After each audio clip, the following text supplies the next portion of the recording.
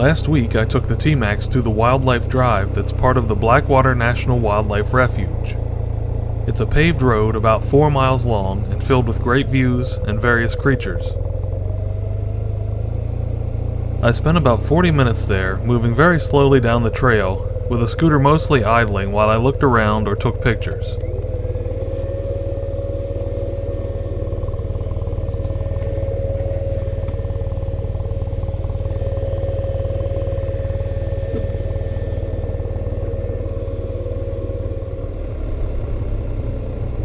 I didn't notice anything out of the ordinary until I pulled out onto a regular road to leave, and it started bucking when I tried to accelerate.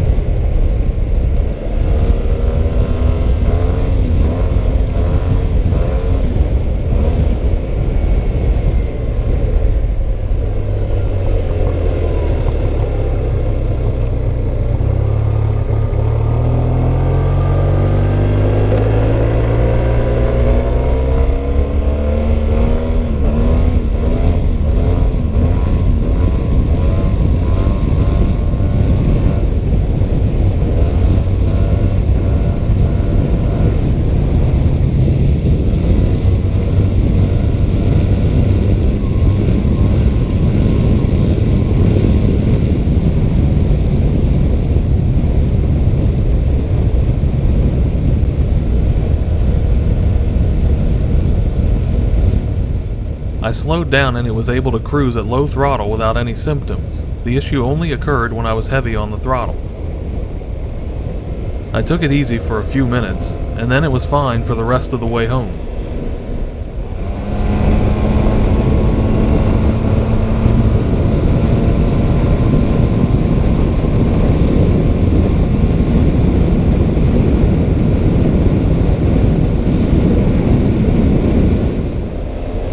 I had heard of a condition that gets called TMAX Fever online. Many seem to experience rough running and even no start conditions in hot weather following being parked on asphalt for a while after riding.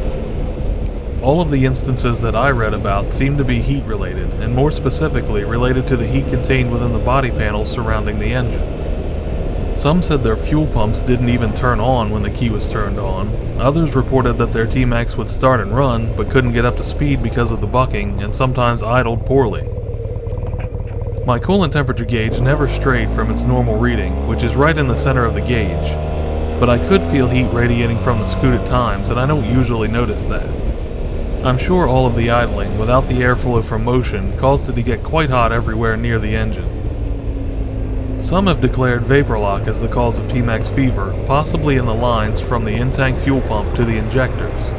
But I'm not sure how likely that is, since vapor lock is uncommon in pressurized lines.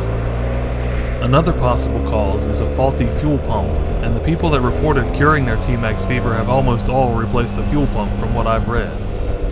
There have been recalls on fuel pumps in other countries, but not from Yamaha in the US.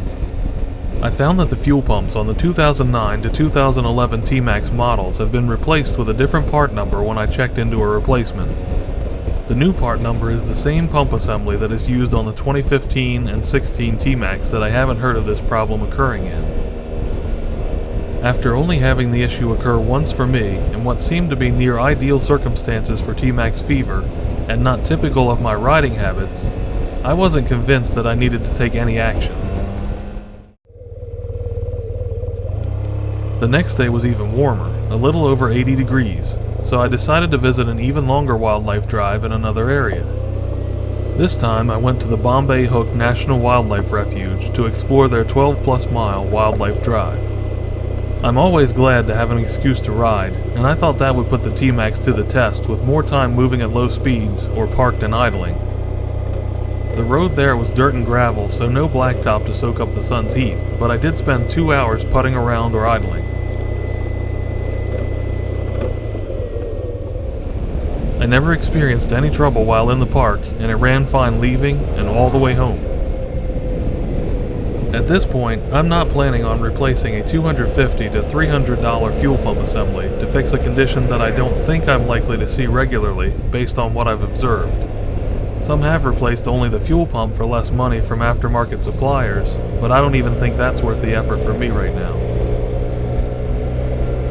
Thanks for watching the video, and if you have any experiences with TMAX Fever or info to add, please post it in the comments section below. I'd appreciate a like if you learned anything or found the video interesting.